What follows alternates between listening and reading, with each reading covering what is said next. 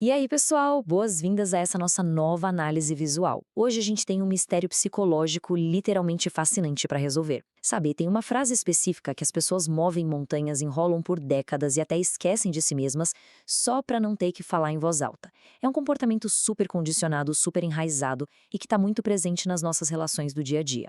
Pois é, se você olhar bem, a falta dessa frase parece super inofensiva, né? Quase sem importância. Mas não se engane, não tem nada de inofensivo nisso.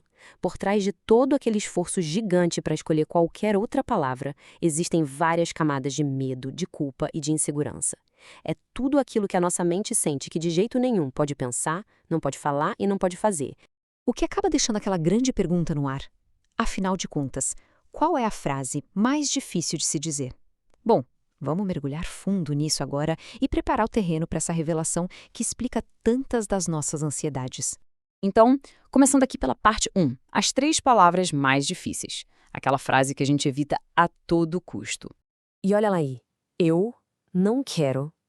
Só isso. 3 palavrinhas. O motivo da gente precisar analisar isso com muito cuidado é que, uma vez que você entende e quebra esse padrão de fugir dessa frase, olha, isso gera uma transformação total na vida.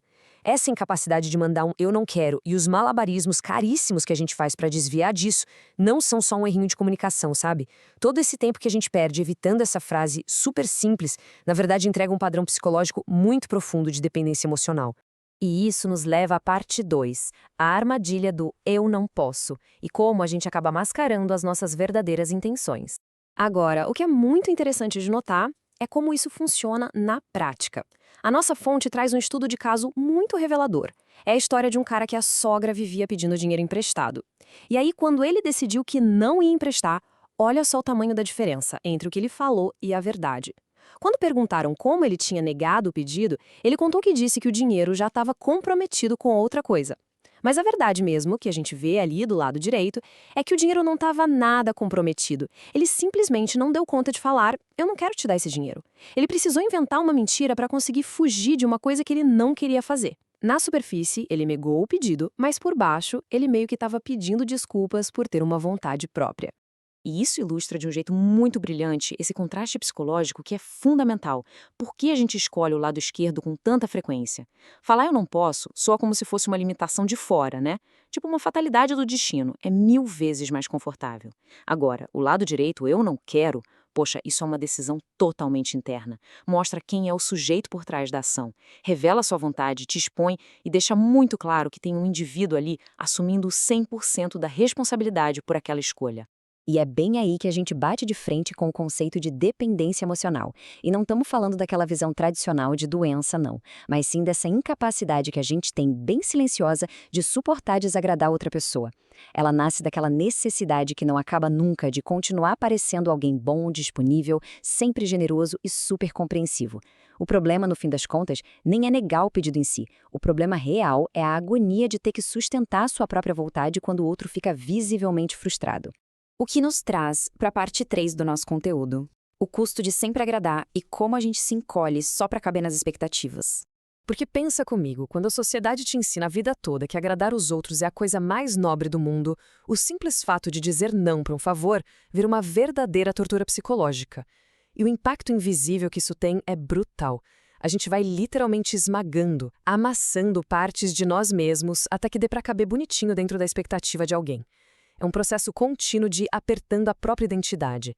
A gente vai se anulando aos poucos só para manter aquele clima de falsa harmonia no ambiente, sabe? Só que, claro, o corpo cobra conta. O que nos leva à nossa parte 4, a raiz do sintoma e o que rola quando esses limites que a gente não fala viram manifestações físicas. Tudo aquilo que a gente varre meio que covardemente para debaixo do tapete, que engole a seco e deixa para depois, inevitavelmente encontra uma forma de vazar. E geralmente escapa através desses sintomas mais escondidos. Primeiro, vem aquela irritação vazia e constante, aquela falta de paciência que parece que surgiu do nada. Segundo, um cansaço físico que você não sabe explicar de onde vem. Mas claro, você gasta uma energia gigantesca só para segurar essas máscaras todas. E terceiro, um ressentimento super profundo, uma mágoa bem silenciosa daquelas pessoas que você está tentando agradar, tudo isso porque as suas próprias vontades estão sendo silenciadas. O material que a gente está analisando hoje resume essa situação de um jeito fantástico com essa citação. Viver uma vida teatral e sintomática, domesticada pelas boas práticas. É um baita de um alerta. Tem um perigo gigante em viver interpretando esse personagem inofensivo por tanto tempo, porque a lembrança de quem a gente realmente é, fora dessa domesticação, simplesmente desaparece. Então a questão crucial é: como é que a gente sai desse teatro tão cansativo? Chegamos à nossa última parte: o preço da liberdade e como a gente quebra esse ciclo de ficar performando o tempo todo. O que a gente chama de ato de ruptura acontece em passos super claros. Passo número 1. Admitir o eu não quero para você mesmo. Sério, esse é o ponto de partida de tudo. Não é para você sair por aí gritando isso pro mundo agora, não, mas sim conseguir olhar para dentro e admitir sem ficar se punindo. Passo 2. Tirar fora essa culpa performática e aquela raivinha que vem junto quando você nega algo. Passo 3. Desencanar daquela urgência de ter que provar o tempo todo que você é uma boa pessoa. E o passo 4. Bancar o custo dessa decisão com firmeza, de peito aberto. A gente precisa muito colocar isso na cabeça. Eu não quero não é uma agressão.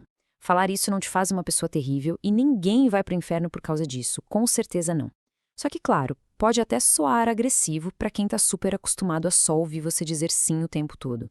Mas se o seu objetivo é mesmo viver uma vida mais livre, com resultados mais autênticos, é absolutamente indispensável ter a coragem de segurar esse desgaste inicial e pagar esse preço social. E para fechar a nossa apresentação de hoje, eu vou deixar essa pergunta instigante martelando aí com você. Quem é que a gente se torna quando o nosso único objetivo é agradar os outros? O convite aqui é para dar uma bela refletida sobre os nossos próprios pontos cegos. Quando a sua prioridade absoluta é sempre evitar frustrar as outras pessoas, quais partes brilhantes e verdadeiras da sua própria essência você está sufocando? É de se pensar muito, especialmente se a gente quiser parar de pedir desculpas só por existir. Muito obrigado por acompanharem essa nossa explicação de hoje e até a próxima.